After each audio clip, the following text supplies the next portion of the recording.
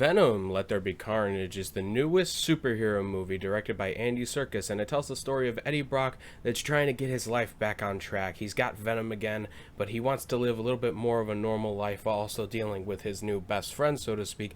But then he interviews Cletus Cassidy, a serial killer played by Woody Harrelson, and when he bites him before being executed, he then becomes another symbiote, being Carnage, and this leads to total mayhem, and wow, this movie is really not that good. So, the first Venom was very disappointing.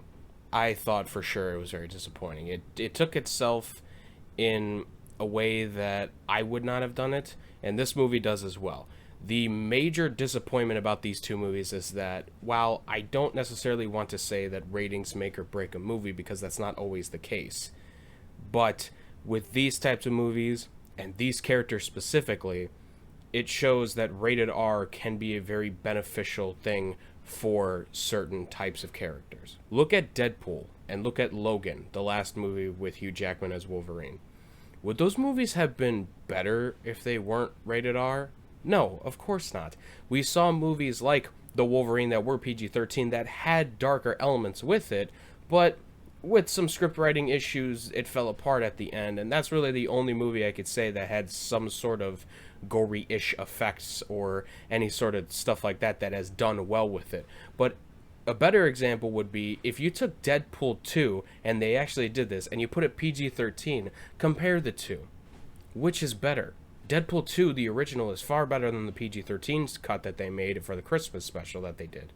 And that's how I feel with these two movies, especially this one. There is a scene where Carnage is tearing ass through a police station when he finally becomes Carnage, and there's not a drop of blood, and you can't tell me that there shouldn't be because he's throwing people through, like, jail cells, and it's just, like, a wasted opportunity. And I will say that the one thing about this story that it's got going for it is the fact that it's only an hour and a half. So it's paced fairly quickly. You get in and then you get out. It's just, there's not a lot of downtime in this movie. It doesn't feel like it's plodding along, and I do commend it for that. But there's also not a lot of substance a lot of the times in this movie that I can't really latch on to.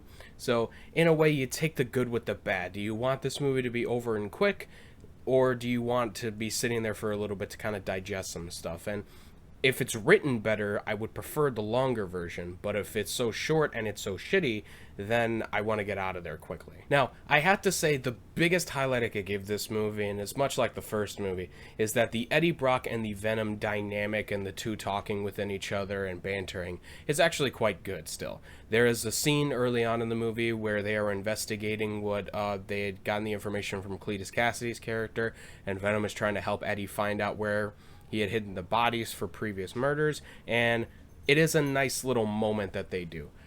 Outside of that, though, there really isn't much else to be positive about this movie. And even if there are more positives, it's really not that big of a deal compared to the first one. The fights look a little bit better in this one than the first one. The CGI is still pretty alright. It's not as bad in the first one, or you could actually see things better in this one compared to the first one. But most of those are very little improvements that I would expect to get better compared to the first one, and then other than that, it's just really not that much difference, unfortunately. Along with the Eddie Brock and the Venom sort of dynamic, they do a lot of comedy in this movie, and some of it works, and then some of it doesn't. I found a lot of the stuff cringeworthy at times in this movie, and if you're not really, in for just like, I just want quips and shit like that throughout the entire movie, I don't know if this movie's going to be for you.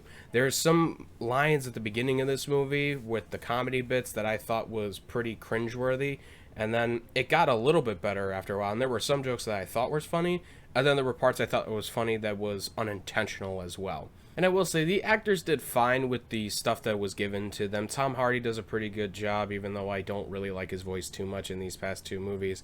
Woody Harrelson is probably the MVP of this movie. I thought, albeit it's a different take on the character, I want to say, but he does a pretty good job with what he's given. Michelle Williams also plays Anne again, the girlfriend or the ex-girlfriend of Tom Hardy's Eddie Brock, and she's not in this movie as much as she was in the first movie, and I think that's fine. She didn't do a too good job in the first one, I thought, and in this one, she did okay. There wasn't much for her to do in this script, obviously, but from what she had and what she was given, I thought it was okay. But there is also some glaring problems with some of the cast and acting in this movie with the story. Detective Mulligan in this movie really doesn't have much to do outside of the estranged past that he has with one of the lead villains in this movie, and outside of that, I really didn't like that he was in this movie. It just felt like he didn't have much to do outside of being like, yeah, I was there for the night that I shot the girl. That's it, really. Like, there wasn't really much to it outside of that. And I will say, Naomie Harris as Frances Barrison, really bad. Really, really, really bad. There were some lines in this movie that I was like, ooh, that was rough. She states to one of the characters, like, I incapacitated this person and I didn't want to do that, and I'm going to have to do the same too if you don't cooperate. And when I heard that, I was like, oh no. Oh no. So the top listed actors did better in this than the rest of the other supporting actors. But I also hearken that to script writing as well at times too, because I don't think Naomie Harris has much to say about her character and how much she gets to do and what she gets to say a lot of the times. But there are parts in this where I go, you could have delivered that better. It could have been told a little bit better.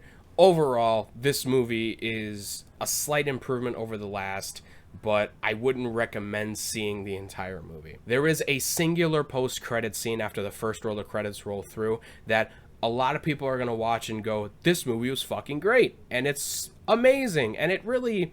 The 2 minutes is the best thing about this movie. It is better than the entire movie in and of itself, and I won't spoil anything for you, but I guarantee you, I hated the movie for the most part leading up into it, but then once the post-credit happened, I was like, oh my god, this is really cool and really great.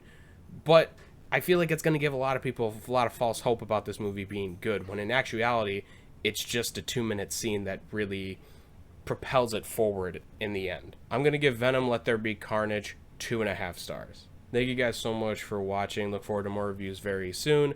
There's going to be links down in the description below for my podcast, so listen to that for any wrestling news and all sorts of things like that. Thank you guys so much for listening. I'll talk to y'all next time.